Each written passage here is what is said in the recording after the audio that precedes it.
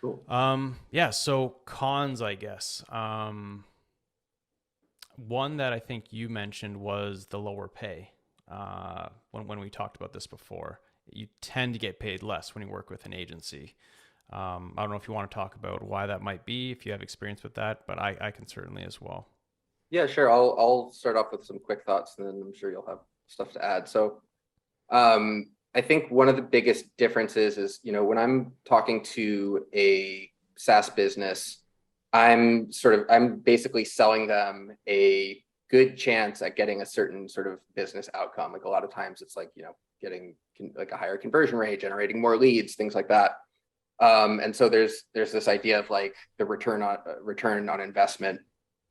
Whereas with an agency, basically like what I'm selling when I'm talking to an agency is I will make you look good while you still get to maintain whatever margin you have built into the project. And that's something that I've had that experience in the past where an agency is hiring me for a project that they've already, worked out with, that they already have a contract in place. And so, they're basically looking at a number of, here's how much margin we have. We have to hire someone to write the copy. And so if they're going to make a profit, or if they're going to make as much of a profit as they want, then that puts a very clear ceiling on how much I can charge them for that project. I don't know if I've done this as much because I don't have a ton of experience working with agencies, but sometimes if you're working with an agency and they haven't necessarily closed a project yet, then you can sort of share your rates and they can bake that in. But again, you're still playing with this idea that there's someone between you and the people who are ultimately going to get the outcome, or the business is ultimately going to get the outcome, that also needs to make a profit. So you're getting a Yep. slice of the pizza, not the whole pizza yourself. So I think that's probably the biggest difference. And another note on price, and in what you get in turn for that is that you don't have to find and close the client on your own. Mm-hmm. The other thing is that I think agencies, if you're going to have a continued relationship with them, that they have a lot of value in price certainty. So like knowing that your price is going to be the same next month as it was this month. Obviously, people raise rates over time, but I think you and I both are the kind of people who we like to get really custom with the pricing for every individual client and every individual project. Agencies, I think, are going to want a little bit more of like that menu of like, okay, how much does this Exactly. thing cost? How much does that thing cost? And I would bundle that concept under price certainty, which is something that I don't really like to give. Exactly. Yeah, they want And so price that, yeah, certainty and availability as well. So both of and those things can availability. be hard to do.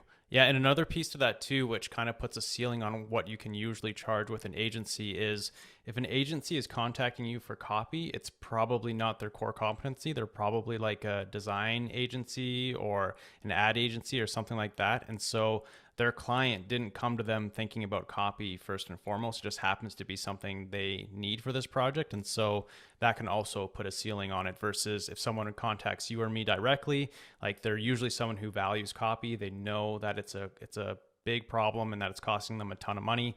And so they're usually willing to pay, a little bit more. And yeah, so the piece you said makes total sense that an agency should pay you less than you would get on your own because they are closing the client. They're usually managing the client for you um, as well. And yeah, those margins will eventually get you. And that was my experience. So like I said, I worked with Market 8.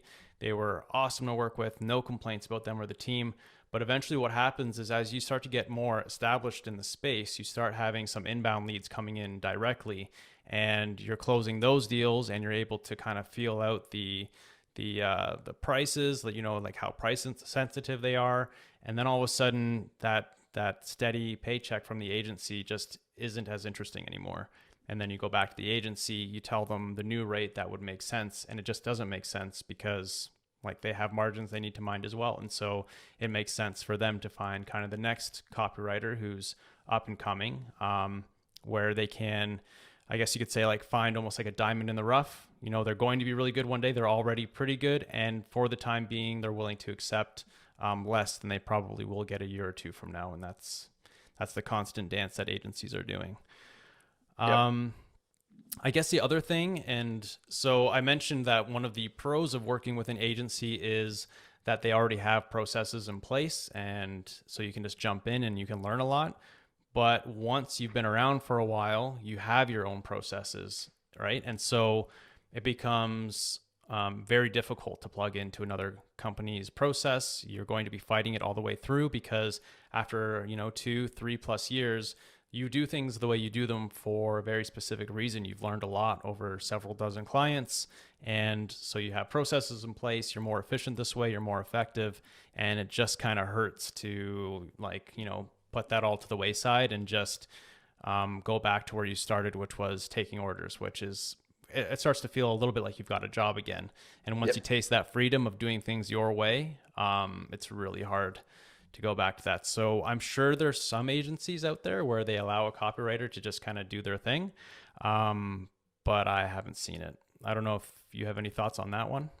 Yeah, I've had some agencies where they kind of they value copy, and that's part of, maybe there is some sort of growth element of what they're selling. So they're not, it's not like a design agency where they're selling design. They are selling something along the same lines of what I would be selling if it was copy, which is some sort of business outcome. Mm-hmm. But yeah, I've had a couple where they've hired me and just sort of been like, we don't really know how to do this, so we'll sort of follow your process. And, so things like, whatever, like walking a client through a wireframe, which is something that not every copywriter does. But it's huge. I mean, it's a indispensable part of my process now. And so I've done that with agencies where they've let me, go ahead and present the wireframe to the actual people at the end. I probably should have charged more for that, but yeah. So I think as with anything else, you are going to find an incredible amount of variety. I guess another big con, which isn't as important as getting the money through the door in the early days, is it's not uncommon when you work with an agency to not be able to use the logos. Because the company is your agency's client, the agency is your client, and agency logos just aren't as desirable to have on your your homepage and whatnot as like HubSpot or Deputy or Invicti in your case, or so that will eventually become a con as well. Testimonials too, same thing. Like testimonials, yeah, it'll be from the this agency. one person. Yeah. Yeah, it'll just be the agency over and over again, basically, and never naming the client yet. Yeah, for sure. So that becomes a con for sure, because I know for me, I have no idea how to do this, but I could probably attribute hundreds of thousands of dollars to the fact that I worked with HubSpot in my second year of business. I don't know how many people that helped close, but I imagine plenty saw HubSpot and are like, oh, he's probably pretty good, right? And then that more or less closed a deal. So those logos do become really important. Yeah, and I think I mentioned this already. It starts to feel like you're not running the show because you aren't, which is okay Right. when you're early on. But once you've run the show and you've run it successfully, it's really hard to give up that control. And I'm to the point now where I won't. If I were to work with an agency, and I can talk a little bit about, I will talk a little bit about how I'm about to work with an agency. So, I had a client and they reached out to me again. They needed some design work. And so I referred them to an agency, Tiller Digital, awesome Canadian web design digital agency. And I will be working with them, but we'll be working alongside each other. So I will be going through my process as I normally do, for for some of the new pages and whatnot that they have, and Tiller Digital will go through their process as well. And we met up and we made sure that everything kind of jived. But that's pretty much the only way I'll work with an agency now, is alongside or serially. I'll do my work and then they'll do theirs, or vice versa.